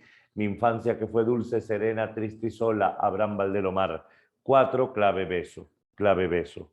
La dramatización es un rasgo importante de quién, del que hemos estudiado hoy día. Él es el poeta dramático, el poeta que coloca diálogos. Ah, ya salió. ¿Quién sería él? Obviamente César Vallejo. Clave dedo. 6. Uno de los aportes de la obra de Vallejo. A ver, esa pregunta 6 es bien amplia. ¿Sabes por qué es bien amplia? Porque si hablamos de aportes, depende de la etapa. Si es modernista, aporta una cosa. Si es vanguardista, aporta otra. Si es socialista, aporta otra. Entonces, busca de todo. ¿Defensa de la tradición española? No, Vallejo nunca defiende la tradición española. ¿Rechazo a ideologías políticas? No, Vallejo sí fue político. ¿Difusión de literatura juvenil? No, ya salió la clave. La renovación del lenguaje literario. Dime qué poemario. Dime qué poemario sería la D para poder entenderte mejor. ¿Cuál sería el poemario de la D? Ya te demoraste. Trilce, pues Trilce. Muy bien, Ariana. Trilce. Siguiente. A ver. Pregunta número 7. El fragmento que expresa, Dios mío, estoy llorando el ser que vivo. Ahí la clave es obvia. Me pesa haber tomadote tu pan. Te estoy reclamando, Dios. Pero este pobre barro pensativo, Adán, ya no es costra fermentada en tu costado. Vamos, mete el dedo, soy yo, para que veas. Ver para creer. Yo no soy costra, yo no soy testimonio tuyo, le está diciendo, ¿no? Tú no tienes Marías que se van, tú estás con tu mamá. Dios mío, si tú hubieras sido hombre, hoy supieras ser Dios, pero tú que estuviste siempre bien, no sientes nada de tu creación. ¿Te das cuenta? Y es acá que Vallejo hace un cuestionamiento a Dios. Casa. Muy bien, casa. Pregunta 8. Si en la poesía vanguardista de Vallejo no habría figuras literarias, ¿seguiría siendo vanguardista? A ver, curiosa pregunta. Si Vallejo no tuviese figuras literarias, ¿seguiría siendo vanguardista? Eso parece pregunta examen de admisión a Callao. Tú sabes que el examen de admisión a Callao siempre te pone una pregunta bien graciosa, digamos, ¿no? ¿Qué se debe hacer si un venezolano viene a pedir empleo a tu país? Esa fue una pregunta de admisión a Callao, por ejemplo. Sí fue pregunta, alucínate. Vamos, dime. ¿Cuál sería la respuesta acá? La respuesta sería, habla. Obvio, la clave es la B. La vanguardia no necesariamente tiene que ver con las figuras literarias. Es más, cuando hemos hablado de técnicas literarias, en ningún momento mencioné figuras, solo cuando hablamos de la metáfora caprichosa o la metáfora compleja. Vanguardia es más que figuras. Dibujar con las letras, eso no es figuras. Claro, la clave sería la B. 9, según el fragmento de Vallejo que se puede afirmar. Cerrad aquella puerta que está entreabierta en las entrañas. De ese espejo está, no, su hermana. Acá lo teatral es bien llamativo, la presencia del diálogo es bien llamativo. A ver, ¿qué dicen las claves? No hay ruptura con la poesía, cerrad la puerta. Acá hay, ese verso se ha colado. No hay ruptura con la poesía decimonónica. La primera es falsa. Obvio que sí, el poema es innovador. Su hermana no quería abrir la puerta. No, estás diciéndole que cierra. Está diciéndole cierra. Entonces, no, no puede ser la B. Ortografía caprichosa. En poner el punto antes de una rayita, en poner está en vez de esta. Podría ser, pero no mucho. ¿Y escritura respeta los cánones? No. Respeta los cánones es hacer poesía tradicional. Para esta pregunta la clave sería la letra C, pero no rompe tanto la ortografía. ¿Sí? Lo mucho, un puntito, ¿no? Es un punto y una tilde nada más. Pero bueno, no hay otra clave. Clave casa. Casa. 10. ¿Qué se observa en este poema de Trilce? No se puede cerrar. No se pueden llegar nunca a aquel sitio do van en rama los pestillos. Ese do significa dónde. Se llama arcaísmo. Se llama arcaísmo. La clave de la 10 es la letra C. Casa, casa. 11. Con respecto a los siguientes versos. Tu corazón es una bocina prohibida por razón de danzas de tráfico. Ya pues, ¿qué figura literaria? Vamos, lúcete, encierra en un círculo es y dime el nombre de la figura literaria. A es B, metáfora, casa, perfecto, casa. Siguiente, con respecto a los versos Hojas de Ébano de César Vallejo, identifique la figura presente. Oye, ya pues, derrotada musa, legendaria, melódicos raudales, noche oscura, vamos, dime. Epíteto, perfecto, epíteto. 13. En el fragmento de piedra negra sobre piedra blanca, ¿qué hay? Me moriré en París con aguacero un día del cual tengo ya el recuerdo. Me moriré en París y no me corro tal vez un jueves como es hoy de otoño. Jueves será porque hoy jueves que proso estos versos los sume, me he puesto la mala y jamás como hoy me he vuelto con todo mi camino a verme solo. La clave para San Marcos sería lenguaje cotidiano y metáforas corporales. En este caso, los huesos húmeros son metáforas corporales y el lenguaje es bastante cotidiano. Entonces, podríamos tener aquí, veamos, es un poema que pertenece, no, presenta figuras literarias, metáfora y anáfora. Anáfora, me moriré. Metáfora, París con aguacero, tengo el recuerdo, me moriré en París, no hay metáfora.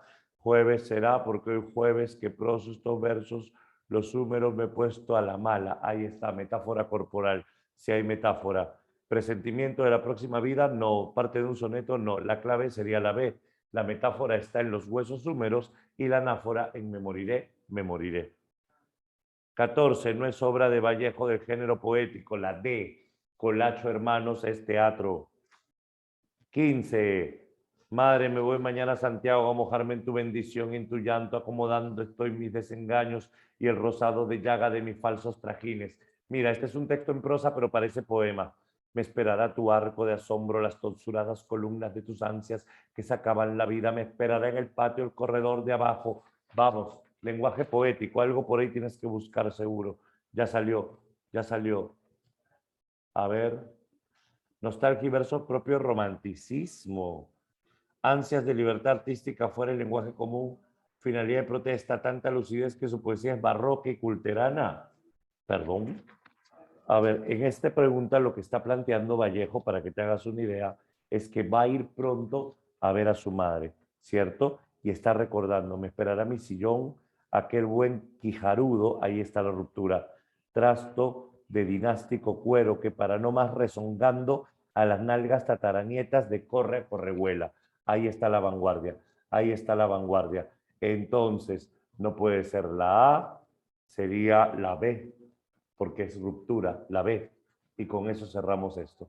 ¿Listo? Ya les acaban de mandar el link. Ingresen